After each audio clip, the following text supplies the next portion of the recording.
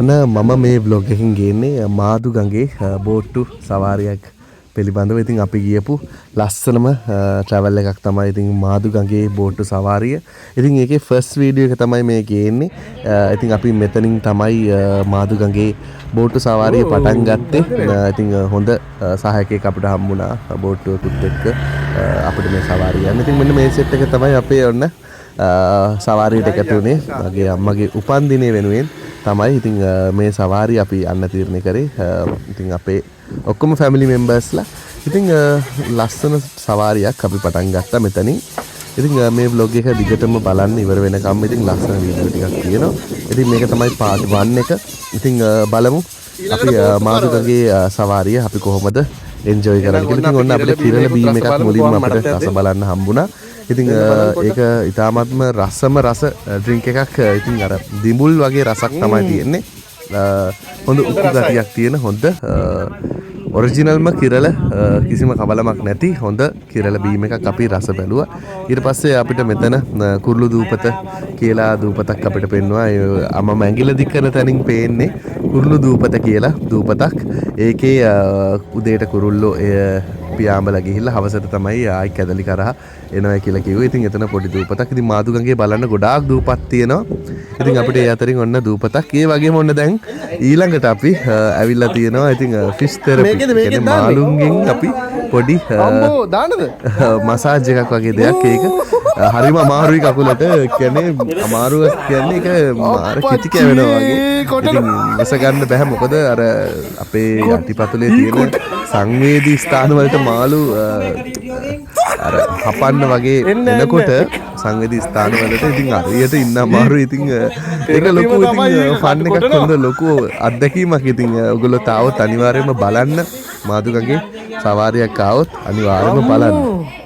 ඉතින් මේ අත්දැකීම විඳ ගන්න පුළුවන් මාදු ගඟට ආපු හැමෝටම. ඉතින් අපි කියන මිල සඳහන් කරනවා නම් මේක එක කෙනෙක්ට රුපියල් 300ක වගේ මුදලක් විනාඩි 15ක් අපිට මේකේ කකුල් දෙක දාගෙන අපිට පොඩි මසාජ් එකක් දාගන්න පුළුවන්.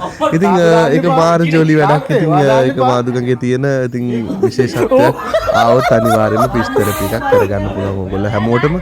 ඉතින් අපේ අනිත් අයත් ඉතින් ඔන්න කකුල් දාගෙන පොඩ්ඩක් ඉතින් ජොලියේ ටිකක් ඉන්නවා. කකුල්වලට පොඩි මසාජ් එකක් හම්බුනවා කිති කැවීමක්. ඉතින් හොඳයි කියලා මට හිතෙනවා. ඉතින් කිසි ප්‍රශ්නයක් නැහැ.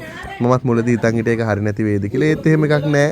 හොඳයි සනීපයි. තමන්ගේ කකුලේ තියෙන සංවේදී ස්ථාන වලට අපිට එහෙම ඒක අපිට අතින් කරගන්න බැහැනේ. ඉතින් ඒ වගේ දෙයක් මේ වෙනකොට අපිට හිතෙනවා ඉතින් හොඳ මේකක් අපිට වින්දනයක් ලබා ගන්න පුළුවන්. ඒ වගේම මෙඩිටේෂන් එකකට වගේමත් හොඳයි කියලා මට හිතෙනවා. ඉතින් මගේ අදහස ඔයගොල්ලෝ අදහස නම් කොහොමද දන්නේ. ඉතින් ඔක්කොම ඉතින් ඔන්න දාගෙන ඉතින් එන්ජොයි කරනවා ඒ විනාඩි 15 ඇතුළත. ඉතින් ඔන්න මමත් ඉතින් ඔන්න කකුල දාගෙන පොඩ්ඩක් ඉතින් ලස්සනට හිටියා.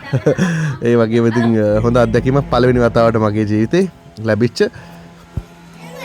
ඉතින් ඔන්න කට්ටිය ඔක්කොම ඉතින් දැන් ඉතින් අපි ඒ මොහොත විඳිනවා. ඉතින් ලස්සන දෙයක්නේ බලන්න. ලස්සන මාළු පාට මාළු මේගොල්ලෝ දාලා මාළු වර්ගෙන මොකද්ද දන්නේ නැහැ මම හරියටම. හැබැයි ඉතින් හොඳටම මේ මාළු පුරුදු වෙලා ඉන්නවා කකුල මේවා කරන්න. ඉතින් මේ වීඩියෝ එකේ බ්ලොග් එක දිග වෙන නිසා මම මෙතනින් මේ බ්ලොග් එක නවත්තන්නම්. ඊළඟ part 2 එකෙන් මාදු ගඟේ ඉතුරු ස්ථාන අපි ගියපු අපිට බලන්න හැකි වෙච්ච ඉතුරු ස්ථාන ටික ගැන ඔයගොල්ලොන්ට වීඩියෝ එකක් අනිවාර්යෙන් ගේන්නම්. ඉතින් බලන්න ලස්සන මාළු ටිකක් ඉන්නවා. ඉතින් ඒ කට්ටිය ඇවිල්ලා අපේ කකුල් වල කැම තියනවා කියලා හිතාගෙන වගේ ඉතින් මේ මසාජ් කරනවා.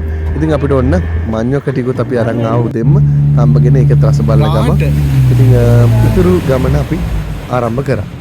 ඉතින් ඊළඟ වීඩියෝ එකකින් අනිවාර්යයෙන්ම හම්බෙමු. ඔන්න ඉතින් මේ වීඩියෝ එකකින් අපි සමු ගන්නවා. ඊළඟ වීඩියෝ එකකින් හම්බෙමු. channel එක subscribe කරලා ඒ වගේම තමයි මාව follow කරලා තියාගන්න. එහෙනම් ඊළඟ වීඩියෝ එකකින් අපි හම්බෙමු. Thank you so much. ඒ බෝට්ටුව දිහා බලද්දි අපි යනවා වගේ පස්සට. ඔව් නිකන් මම නිකන් හිතුවේ පස්සට යනවා.